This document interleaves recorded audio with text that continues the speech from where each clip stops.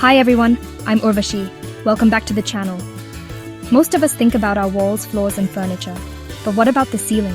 The part right above our heads? Ceilings are actually really important in every room, even if we don't notice them much.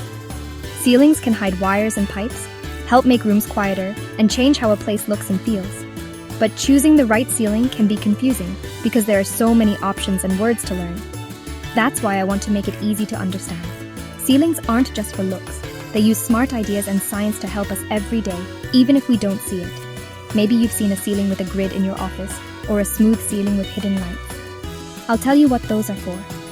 Today, I'll talk about 6 common types of false ceilings and where they work best. I won't just name them. I'll show you how they're made, why people use them, and where they are good or not so good. We'll look at the good and bad sides of each type and where they fit best. Think of this as your simple guide to understanding ceilings.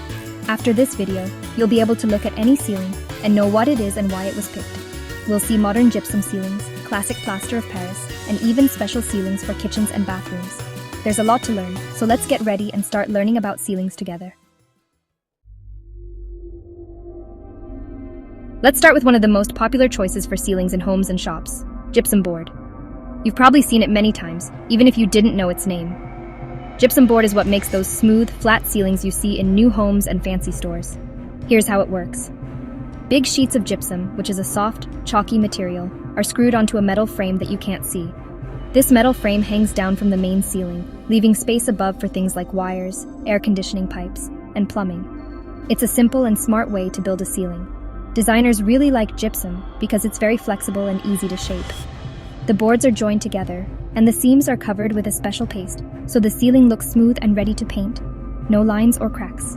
Want to add soft glowing lights in the ceiling? That's easy with gypsum. Need to make curves or special shapes? Gypsum can do that too. It's almost like clay for ceilings.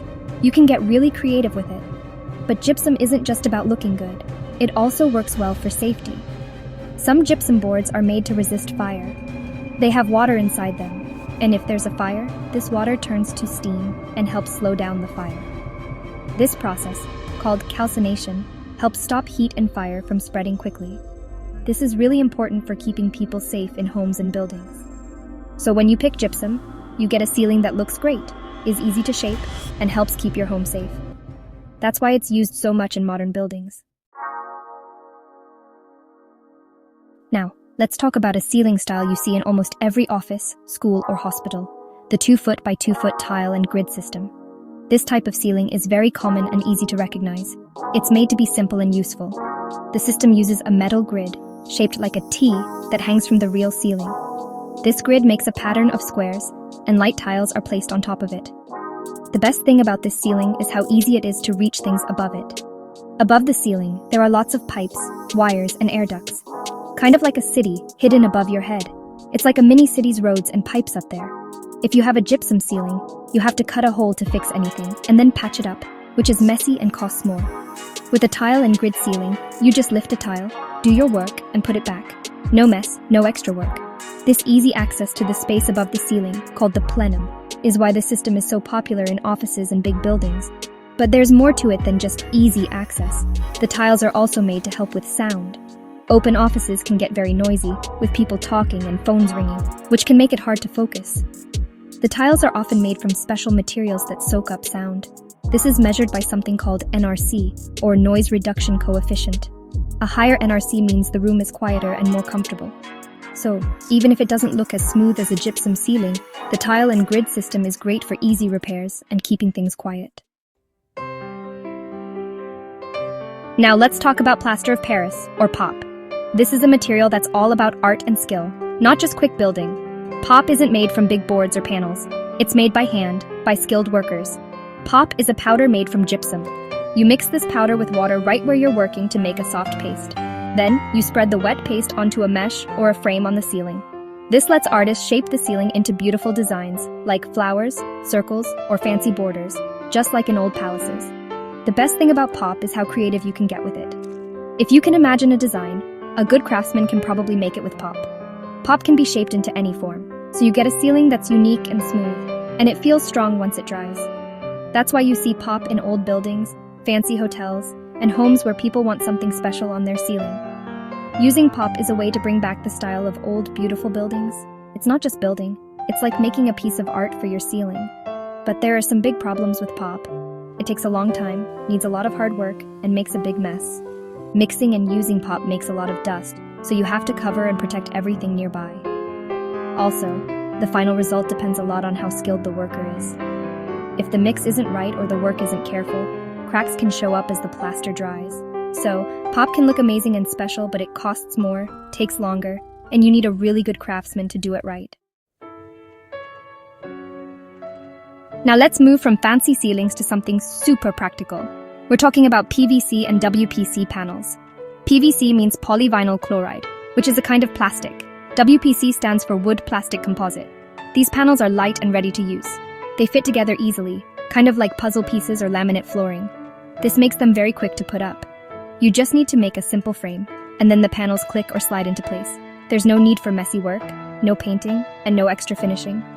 You can change a ceiling in just a few hours instead of days.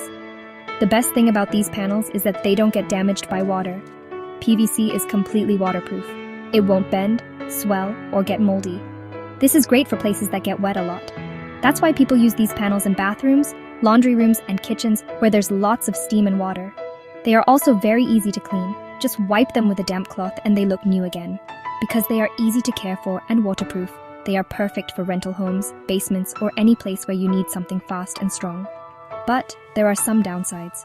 The biggest one is how they look. You can always see the lines between the panels. Even if the lines are small, you won't get a smooth, flat ceiling like you do with gypsum or pop. These panels also don't help with sound.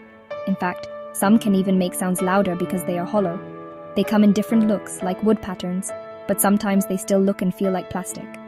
So, PVC and WPC panels are great for solving certain problems, but they are not the same as the smooth, fancy ceilings you get with other materials.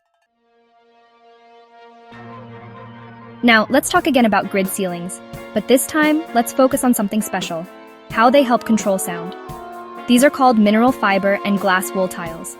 They look a lot like regular ceiling tiles, but they are much better at stopping noise. These tiles are made to soak up as much sound as possible. The way they are made is really interesting. Mineral fiber tiles are made from rocks or other minerals, and glass wool tiles are made from recycled glass. These materials are melted and spun into thin, soft fibers, which makes the tiles full of tiny holes.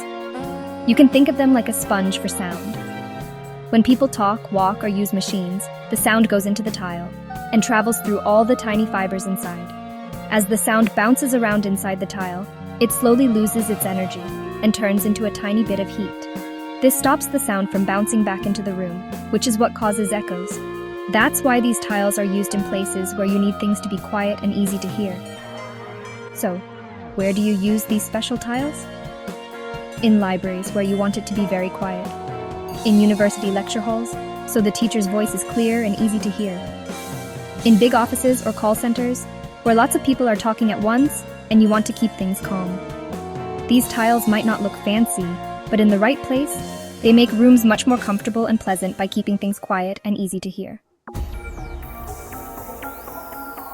Now let's talk about the strongest ceiling boards you can get: cement fiber and calcium silicate boards. These boards are used when you need something really tough and strong. Unlike gypsum boards, which are softer, these are hard, heavy, and built to last. Cement fiber boards are made by mixing cement, sand, and plant fibers together. Calcium silicate boards are made from special minerals and fibers. These boards feel more like thin concrete than regular drywall. They have a lot of great features. First, they don't get damaged by water or humidity. They won't swell up, rot, or break down, so they're great for kitchens, bathrooms, balconies, and porch ceilings. Bugs and termites? No problem. These boards are not made from anything pests can eat. They are super tough and hard to damage. That's why they're perfect for busy places like commercial kitchens, workshops, or hallways where things might bump into the ceiling. But all this strength means they are heavier and more expensive. You need a strong frame to hold them up because they weigh a lot more than gypsum boards. They are also harder to cut and install, so you might need special tools. And if you want a smooth finish, it takes more work than with gypsum boards. So you don't need to use them everywhere.